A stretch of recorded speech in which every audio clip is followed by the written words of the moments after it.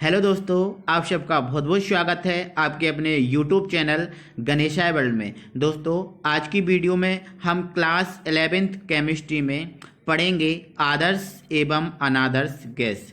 दोस्तों, जो अनादर्श गैस होती है, इस अनादर्श गैस को हम वास्तविक गैस भी बोलते हैं। कौन सी गैस? वास्तविक गैस भी बोलते हैं। इसके बाद दोस्तों हम आदर्श एवं अनादर्श गैस में अंतर पढ़ेंगे, मीन्स आदर्श एवं वास्तविक गैस में अंतर, है ना। तो दोस्तों, आज की वीडियो बहुत इंटरेस्टिंग होने वाली है। तो दोस्तों, यदि अभी तक आपने हमारे चैनल को सब्सक्राइब नहीं किया है तो प्लीज़ चैनल को सब्सक्राइब कर लें और बेल आइकन को ऑन कर लें, है ना, क्योंकि दोस्तों इस प्रकार की वीडियो इस चैनल पर आती रहती हैं। ठीक है, तो आइए दोस्तों हम इसको समझते हैं। तो सबसे पहले तो दोस्तों हम समझेंगे कि जो आदर्श गैस होती है वो क्या होती है। ठीक है, तो दोस्तों मैंने आपको जो गैसों के नियम हैं, इन गैसों के नियम में दोस्तों वॉयल का नियम, है ना, वॉयल का नियम, ठीक है, चार्ल्स का नियम, एवोगैड्रो का नियम, गै-लुसाक का नियम, ये नियम दोस्तों मैंने बता दिए हैं। और दोस्तों यही जो नियम होते हैं वो गैस के नियम होते हैं।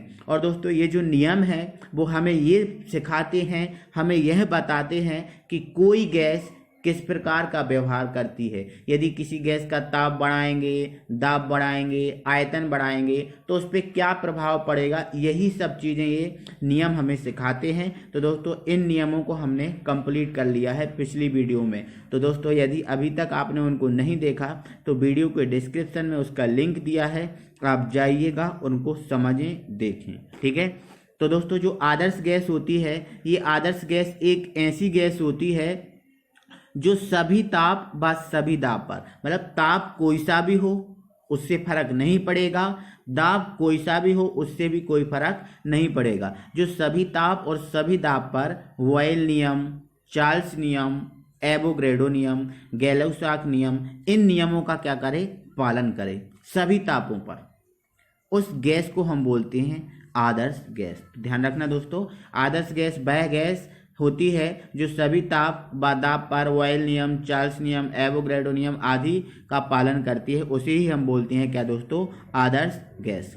अब दोस्तों आदर्श गैसों की बात करें कि आदर्श गैसें होती कौन कौन सी हैं, तो दोस्तों आपको मैं बता देता हूँ। जैसे नाइट्रोजन हुई, है ना, हाइड्रोजन हुई, ठीक है, ऑक्सीजन हुई, और जो उत्कृष्ट गैसें हैं जैसे हीलियम, है ना, नियॉन, ठीक है, आर्गन, ये दोस्तों जो गैसें हैं ये गैसें आदर्श गैसें हैं, क्योंकि ये ऐसी गैसें हैं जो सभी ताप और सभी दाब पर राउल्ट नियम, एवोगैड्रो नियम, चार्ल्स नियम इनका क्या करती हैं, पालन करती हैं। ठीक है, तो ध्यान रखना दोस्तों, ये आदर्श गैस के एग्जाम्पल, ये हुआ आदर्श गैस। ठीक है, अब दोस्तों ये आदर्श गैसें होती हैं, इन आदर्श गैसों की क्या विशेषताएं होती हैं उस चीज़ को भी हम समझेंगे, है ना। तो आप देखिए, तो दोस्तों ये आदर्श गैस की कुछ विशेषताएं हैं, इनको हम एक एक करके बहुत अच्छे से समझते हैं। तो सुनो क्या होता है दोस्तों। पहली आदर्श गैस की विशेषता है कि यह प्रत्येक ताप और दाब पर गैस नियम का पालन करती है। सिंपल सी बात है, आदर्श गैस है तो गैस नियम का पालन करेंगे। गैस नियम में से चार्ल्स नियम, है ना, वॉयल नियम, एवोगैड्रो नियम, इन नियमों का। ठीक है दोस्तों, दूसरी इसकी विशेषता है स्थिर ताप और स्थिर दाब पर इनका आयतन स्थिर रहता है। मतलब यदि दोस्तों ताप और दाब स्थिर है तो इन गैसों का जो आयतन है वो स्थिर रहेगा। ऐसा नहीं होगा कि ताप और दाब स्थिर है और उनका गैस का जो आयतन है कभी कम हो जाए कभी ज़्यादा हो जाए, ऐसा बिल्कुल भी नहीं रहेगा। स्थिर ताप पर और स्थिर दाब पर इनका आयतन कैसा रहेगा, निश्चित रहेगा। ठीक है, मतलब स्थिर T और स्थिर P पर जो आयतन रहेगा भी वो कैसा रहेगा, निश्चित रहेगा। ठीक है, नेक्स्ट पॉइंट है दोस्तों हमारा, क्या है, स्थिर ताप पर इनके दाब और आयतन का गुणनफल। दाब क्या होता है, P, और आयतन क्या होता है, V। मतलब स्थिर ताप पर, स्थिर ताप मतलब T पर जो दाब और आयतन का गुणनफल होता है वो हमेशा स्थिर होता है। कैसा होता है, हमेशा स्थिर होता है। ठीक है, तो यदि स्थिर ताप पर दाब और आयतन का गुणनफल निकालें इन गैसों का, आदर्श गैसों का, तो ये आयतन हमेशा निश्चित आएगा। ऐसा नहीं होगा कि आज कुछ आ जाए, कल कुछ आ जाए, परसों कुछ आ जाए, ऐसा नहीं आएगा, हमेशा इनका आयतन निश्चित रहेगा। ठीक है, नेक्स्ट पॉइंट है दोस्तों, निम्न ताप पर, है ना, निम्न ताप पर जो आदर्श गैस होती है उसका आयतन घटता है। मतलब जैसे ताप को हम कम करेंगे, जैसे जैसे हम ताप को कम करते जाएंगे तो जो आदर्श गैसें होती हैं उन आदर्श गैसों का जो आयतन है वो घटता जाएगा, कम होता जाएगा, घटता जाएगा, कम होता जाएगा। और जो -273 डिग्री सेल्सियस पर ताप, जैसे हम ताप को घटा रहे हैं तो ताप को घटाते घटाते घटाते यदि हम -273 डिग्री सेल्सियस पर पहुंच जाते हैं तो जो आदर्श गैस होती हैं इन गैसों का आयतन कैसा हो जाता है, बिल्कुल शून्य। तो ये दोस्तों आपको याद रखना है, ये ऑब्जेक्ट भी बनता है इधर, है ना, कि -273 डिग्री सेल्सियस पर आदर्श गैस का आयतन होता है। तो आपका आंसर क्या रहेगा, शून्य रहेगा। ठीक है, चलो आगे बढ़ते हैं दोस्तों। हमारा अगला पॉइंट है कि आदर्श गैसों के लिए संपीड्यता गुणांक का मान क्या होता है, 1। मतलब दोस्तों संपीड्यता क्या होती है, तो दोस्तों जो गैसें होती हैं, गैसों को दबाने की क्षमता को हम बोलते हैं संपीड्यता, है ना। जैसे रबर होती है, आपने रबर तो देखी होगी, है ना। देखो रबर को हम क्या कर सकते हैं, दबा सकते हैं, रबर को हम दबा सकते हैं, मतलब रबर में संपीड्यता है ना। तो जिसको दोस्तों हम दबा पाते हैं उसको, उस गुण को हम बोलते हैं संपीड्यता, और जिसको दबा नहीं पाते उसको बोलते हैं हम असंपीड्य। जैसे कोई पदार्थ ठोस होता है तो उसको हम दबा नहीं पाते ना, तो वो असंपीड्य है, और जिनको हम दबा पाते हैं वो संपीड्य है ना। तो दोस्तों जो गैसें होती हैं उनको तो हम दबा सकते हैं, है ना, उनको हम दबाव लगा सकते हैं। तो दोस्तों जो आदर्श गैस होती है, इस आदर्श गैस की जो संपीड्यता गुणांक है उसका मान नियत है, उसका मान क्या है, नियत है। और संपीड्यता गुणांक का मान आदर्श गैसों के लिए कितना होता है, 1 होता है। ठीक है दोस्तों, ये संपीड्यता गुणांक को एक यंत्र आता है, एक यंत्र द्वारा हम इस संपीड्यता गुणांक को मापते हैं। तो इसकी वैल्यू इसके लिए क्या आ जाती है, 1। तो ये भी आपको याद रखना कि संपीड्यता गुणांक का मान आदर्श गैस के लिए 1 होता है। नेक्स्ट पॉइंट है दोस्तों, आदर्श गैस के अणुओं के मध्य आकर्षण बल नहीं होता। आदर्श जो गैस होती है उनके अणुओं के मध्य कोई भी आकर्षण बल नहीं होता। जैसे मान के चलो ये दोस्तों पात्र है, इस पात्र में आदर्श गैस भरी हुई है ना, और आदर्श गैस जैसे मान के चलो इसमें नाइट्रोजन गैस भरी हुई है ना। तो नाइट्रोजन गैस भरी हुई है तो नाइट्रोजन गैस के कुछ अणु होंगे कि नहीं। लेकिन दोस्तों क्या होता है, जो अणु होते हैं इन अणुओं के मध्य कोई भी आकर्षण बल नहीं होता। ये जितने भी अणु हैं प्रत्येक अणु के मध्य कोई भी आकर्षण बल नहीं होता। ऐसा नहीं होगा कि 2 अणु आपस में जुड़े हों किसी आकर्षण बल के द्वारा, बिल्कुल भी नहीं। इनके जो अणु होते हैं वो स्वतंत्र होते हैं। आदर्श गैस के अणु कैसे होते हैं, स्वतंत्र होते हैं। ठीक है, तो ध्यान रखना, आदर्श गैस के अणुओं के मध्य आकर्षण बल नहीं होता। ये दोस्तों हमारे आदर्श गैस की विशेषताएं हैं जो आपको समझ में आ गई होंगी। ठीक है, अब दोस्तों हम अनादर्श गैस को पढ़ते हैं कि जो अनादर्श गैस होती है वो क्या होती है। ठीक है, चलो सुनो। तो दोस्तों जो अनादर्श गैस होती है आदर्श गैस का उल्टा होती है। ठीक है, और दोस्तों जो अनादर्श गैस होती है इसका दूसरा नाम है वास्तविक। ठीक है, 1 मिनट दोस्तों, 1 मिनट। हाँ, वास्तविक गैस, इसका दूसरा नाम क्या है, वास्तविक गैस। इस आदर्श गैस का ही नाम है। ठीक है, जिसको इंग्लिश में हम बोलते हैं रियल गैस, है ना। तो अनादर्श गैस और वास्तविक गैस एक ही गैस होती है। ठीक है, ओके। अब इसकी परिभाषा क्या है, सुनो। देखो, आदर्श का उल्टा अनादर्श, मतलब आदर्श गैस नियमों का पालन करती हैं तो ये गैस नियमों का क्या, विरोध करती हैं, मतलब ये उनका पालन नहीं करती हैं, है ना। तो इसकी परिभाषा क्या हो जाएगी, वह गैस जो बॉयल नियम, चार्ल्स नियम, एवोगैड्रो नियम आदि का पालन नहीं करते हैं। यहाँ पर दोस्तों 1 मिनट यहाँ पर कर लेना, नहीं करते हैं। ठीक है, ये गलती से मिसप्रिंट हो गया है ना। तो आदि नियम का पालन नहीं करते हैं अनादर्श गैस या वास्तविक गैस कहलाते हैं। क्लियर है कहानी, यहाँ पर आप नहीं कर लेना ध्यान से, है ना। तो अनादर्श गैस जो गैस नियम होते हैं, चार्ल्स नियम, बॉयल नियम, इनका पालन बिल्कुल भी नहीं करते हैं, उन्हें हम बोलते हैं अनादर्श गैस या वास्तविक गैस।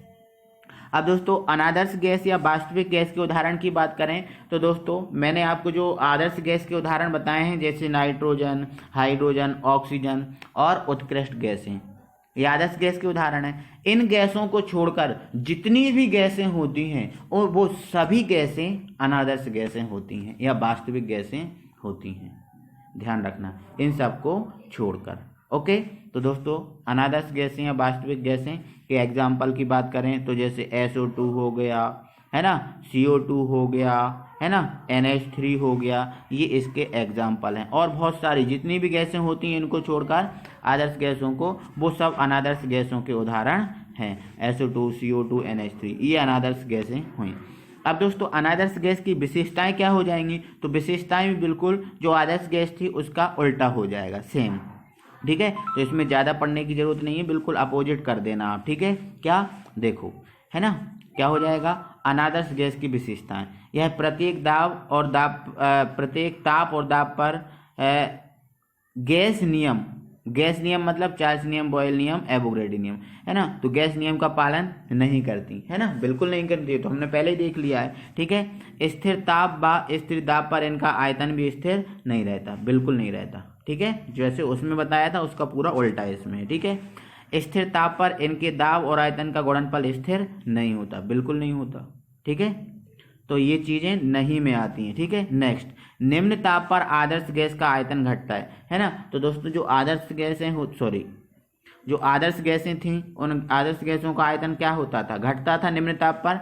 तो निम्न ताप पर जो अनादर्श गैसें, यहाँ पर दोस्तों अनादर्श कर लेना, गलती से मिस्टेक हो गया, है ना, अनादर्श गैस का आयतन घटेगा। जैसे आदर्श गैस का आयतन घटता था वैसे इनका भी आयतन घटेगा और -273 डिग्री सेल्सियस पर इनका आयतन कैसा हो जाएगा, शून्य हो जाएगा। उनका घटता था तो इनका भी घटेगा, सेम पॉइंट हो जाएंगे ये। ठीक है, नेक्स्ट पॉइंट, आदर्श गैसों के लिए जो संपीड़ितता गुणांक है इसका मान 1 नहीं होता। देखो आदर्श गैसों, सॉरी दोस्तों ये यहाँ भी मिसप्रिंट है, ये अनादर्श है, क्या है ये, अनादर्श है, थोड़ा सा ये मिस्टेक हो गया। ठीक है, अनादर्श गैसों के लिए संपीड़ितता गुणांक का मान 1 नहीं होता। देखो आदर्श गैसों के लिए क्या था, 1 था, लेकिन अनादर्श गैसों के लिए इसका मान 1 नहीं है। अब 1 नहीं है तो क्या है, 1 से कम है, 1 से कम है, या कभी कभी 1 से ज़्यादा भी हो सकता है। ठीक है, 1 नहीं होता। ठीक है, अब नेक्स्ट पॉइंट है हमारा 7वां पॉइंट दोस्तों, यहाँ भी मिसप्रिंट है, इसको अनादर्श कर लेना।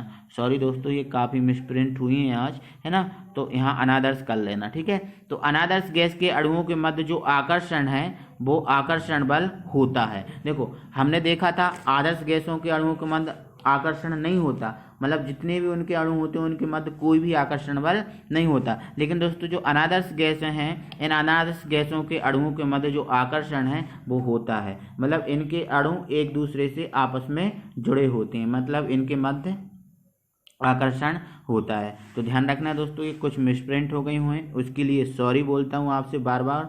ठीक है, बाकी आप चीज़ें ये समझ गए होंगे, कोई दिक्कत नहीं होगी। ठीक है, तो ये दोस्तों अनादर्श गैस या वास्तविक गैस की विशेषताएं हुई, और अनादर्श गैस या वास्तविक गैस को मैंने समझाई दिया है। ठीक है, अब दोस्तों इसके बाद एक क्वेश्चन बनता है, आदर्श गैस एवं वास्तविक गैस में अंतर स्पष्ट कीजिए।